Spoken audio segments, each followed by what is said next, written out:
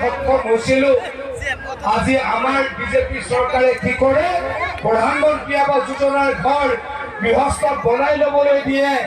আৰু আজি 12 বছৰ আগতেই ৰহা সমষ্টিত আমি প্ৰথম আৰম্ভ কৰিছিলো যে যাৰ ঘৰ গৃহস্থই বনাব আৰু আমি চেংচন লেটাৰ ঘৰ পোৱা মানুহক বিলাই দিছিলো। মোৰ মনত পৰে ইয়াতে দৰঙী গাঁৱত মিটিং পাতিছিলো, ইয়াতে মাগুৰগাঁৱত মিটিং পাতিছিলো, বগলাজানত মিটিং পাতিছিলো। প্ৰত্যেক পঞ্চায়তে মিটিং পাতি তেতিয়াই ইন্দিৰা আৱাস যোজনা ঘৰৰ ঠিকাদাৰিত্ব নাইকিয়া কৰিছিলো, দালাল নাইকিয়া কৰিছিলো আৰু ৰাইজৰ টকা ৰাইজক গতাই দিছিলো। আজি এই পৰিৱেশটো ভাৰত চৰকাৰে কৰিলে, নৰেন্দ্ৰ মোদী ডাঙৰীয়াই কৰিলে। নৰেন্দ্ৰ মোদী ডাঙৰীয়াই যি ঘৰ বনাই 4 কোটি মানুহৰ ঘৰ বনালে, এতিয়া গৃহস্থই বনাই। মোৰ সৌভাগ্য, মই আপোনালোকৰ আগত খুলাখুলিকৈ ক'ব পাৰো যে যেতিয়া মই ৰহাৰ বিধায়ক আছিলো, তেতিয়া ৰহাত প্ৰধানমন্ত্ৰী আৱাস যোজনাৰ ঘৰৰ তেতিয়া ৰাইজৰ ঘৰৰ কোনো ঠিকাদাৰ নাছিল। তেতিয়াও আমি কাক দিছিলো, গৃহস্থকে ঘৰ বনাবলৈ দিছিলো। এইটো কৈ মই গৌৰৱ অনুভৱ কৰিছো, আনন্দ লাভ কৰিছো। মানে আমি কাকো আইৱাই ঘৰৰ টকা খাবলৈ দিয়া নাছিল। এইদৰে আমি সমষ্টিটোক সেৱা কৰিছো। পৰৱৰ্তী পৰ্যায়ত মই কংগ্ৰেছ দল ত্যাগ কৰিবলৈ বাধ্য হৈছিলো আৰু ভাৰতীয় জনতা পাৰ্টীত যোগদান কৰিছিলো।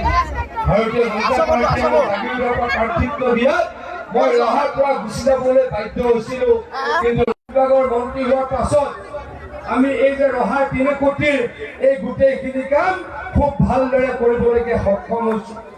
এইবাৰ আমি দীঘলীয়াটিৰ পৰা তেলাহীলৈকে আমি কলম নদীৰ মথাউৰি বনাবলৈকে সক্ষম হৈছো আৰু কেইবাটাও কাম কৰিছো।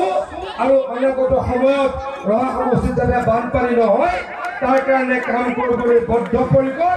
বৰপানী নদীয়ে হওক, আমাৰ নদী কপিলিলৈকে প্ৰচেষ্টা চলাম বুলি মই প্ৰতিশ্ৰুতি দিছো।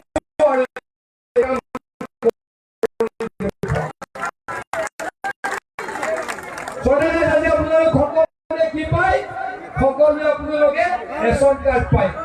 ৰেচন কাৰ্ড পালে আপোনালোকে বিনামূলীয়া চাউল পায়। কংগ্ৰেছ চৰকাৰত সেই ব্যৱস্থা নাছিল।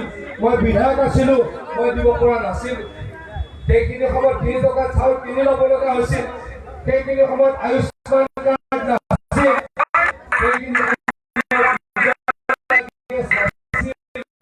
সেইখিনি সময়ত উজ্জ্বলা পালে বজাৰ মূল্য সেইখিনি সময়ত আমি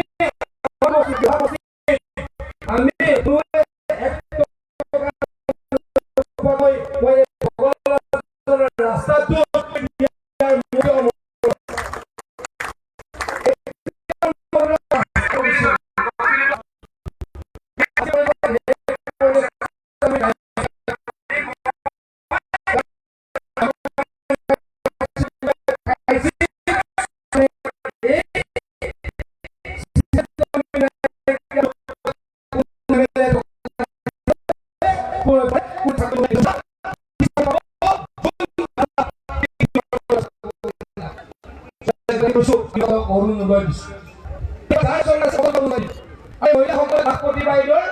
অতি সোনকালে 10,000 টকা দিম। আপোনালোকে কিন্তু কাম কৰিব লাগিব। কাম কৰিব নকৰিব? এইবছৰ 10,000 টকালৈ কাম কৰক।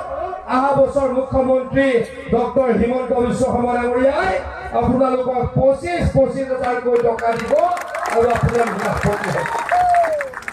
আমাৰ যিসকল ল'ৰা ছোৱালীয়ে চাকৰি পোৱা নাই তেওঁলোকক আমি কি দিম? আমি মুখ্যমন্ত্ৰীৰ আত্মনিৰ্ভৰ অসমৰ 2 লাখ টকা দিম, 5 লাখ টকা দিম। আধা পইচা ঘূৰাই দিব লাগিব, আধা পইচা ঘূৰাই দিব নালাগে। মুঠতে আপোনালোকে স্বাৱলম্বী হ'ব, তাৰ কাৰণে আমি কাম কৰিম। আজি আমাৰ চৰকাৰখনে আমি এইখিনি সময়ত 18খন মেডিকেল কলেজ বনাইছো। কংগ্ৰেছ দলত থাকোঁতে আমি মেডিকেল কলেজ বনাব পৰা নাছিলো। অসমৰ কংগ্ৰেছ দলে মেডিকেল কলেজ বনাইছিলে 6খন আৰু আমি এতিয়া 8 বছৰত বিজেপিয়ে মেডিকেল কলেজ বনালো 18খন। নগাঁৱত মেডিকেল কলেজ হ'ল আৰু মৰিগাঁৱত বঘৰাত মেডিকেল কলেজ হ'ল। ৰহাৰ পৰা দুইফালে সমান, হয়নে নহয় কওক? ৰহাৰ পৰা দুইফালে সমান। কিমান ৰহাবাসীৰ সুবিধা হ'ব, এই সুবিধা কোনে কৰিছে? হিমন্ত বিশ্ব শৰ্মা ডাঙৰীয়াই এই সুবিধা কৰিছে। আমি আন্দোলন বিপৰ্যয় পৰিৱেশ এটাৰ কাৰণে কাম কৰিছিলোঁ। যোৱা 3 বছৰত কোনো ব্যক্তিয়ে কোনো সংগঠনে কোনো দলে কেতিয়াও বন্ধ দিয়া নাই, আমি হ'বলৈ দিয়া নাই। তাৰ কাৰণে আমি কৰিছো কি উন্নয়নৰ শিখৰত আগবাঢ়িবলৈকে আমি প্ৰচেষ্টা চলাইছো। আপোনালোক সকলোৱে জানে জাগিৰোডৰ পেপাৰ মিলত এটা বহুত দাবীয়া ডাঙৰ ইণ্ডাষ্ট্ৰী উদ্যোগ আছে, ছেমি কণ্ডাক্টৰ উদ্যোগ বুলি কয়। টাটা কোম্পানীয়ে এই উদ্যোগটো চলাব আৰম্ভ কৰিব আৰু তাত 15,000 ল'ৰা ছোৱালীয়ে প্ৰত্যক্ষভাৱে চাকৰি পাব আৰু 13,000 ল'ৰা ছোৱালীয়ে পৰোক্ষভাৱে চাকৰি পাব। মই ৰহাৰ যুৱক যুৱতীসকলক কওঁ, মই আপোনালোকৰে এজন, আপোনালোকৰ মই দাদা, আপোনালোকৰ ভাই। মই আপোনালোকক প্ৰতিশ্ৰুতি দিছো জাগিৰোড আৰু ৰহাৰ মাজত কোনো পাৰ্থক্য নাথাকিব। জাগিৰোডৰ হায়াৰ ছেকেণ্ডেৰী পাছ কৰিব তেওঁলোকক আমি 10,000 কোটি টকা বছৰত দিম। যিসকল ছোৱালীয়ে হায়াৰ ছেকেণ্ডেৰী পাছ কৰি BA পঢ়িব তেওঁলোকক 12,500 টকা দিম। যিসকল ছোৱালীয়ে BA পাছ কৰি MA পঢ়িব, MSc পঢ়িব তেওঁলোকক 25,000 টকা দিম। মানে আমাৰ ছোৱালীবিলাকক পঢ়াব লাগিব। আমাৰ এই অঞ্চলটো ধান উৎপন্ন হোৱা এটা অঞ্চল। আপোনালোকে মনত পেলাওক, আজিৰ পৰা 2 বছৰ আগতে আমাৰ ধানৰ মূল্য কেতিয়াও ধনী হৈছে নে নাই? হৈছে নে নাই?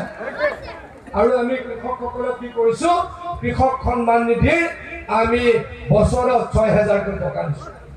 কালি ইয়াতে কৰবাত ৰাতি মই শুনিছিলো আমাৰ শালমৰাত প্ৰদ্যুৎ বৰদলৈ ডাঙৰীয়া, অখিল গগৈ ডাঙৰীয়া আৰু লুৰিণজ্যোতি গগৈ ডাঙৰীয়া আহিছিল। শালমৰালে প্ৰদ্যুৎ বৰদলৈ ডাঙৰীয়া 5 বছৰত এদিন আহিছিল নেকি? এদিন আহিছিল নেকি কওক? দৰঙী গাঁৱলৈ তোমাৰ অহা নাই মই জানো। শালমৰালৈ গৈছিল নেকি? মাগুৰ গাঁৱলৈ গৈছিল নেকি? আমতলালৈ গৈছিল নেকি? চাচা গৈছিল নেকি? ঘুমৰ চাচা আমচৰবাই গৈছিল নেকি? তেতিয়া আজি কিয় আহিছে? কালি কিয় আহিছে? 5 বছৰ অকমান্য সাংসদ এজন নাহিলে, তেওঁ কেতিয়াও নাহিলে আৰু এতিয়া আহি ওলাইছে।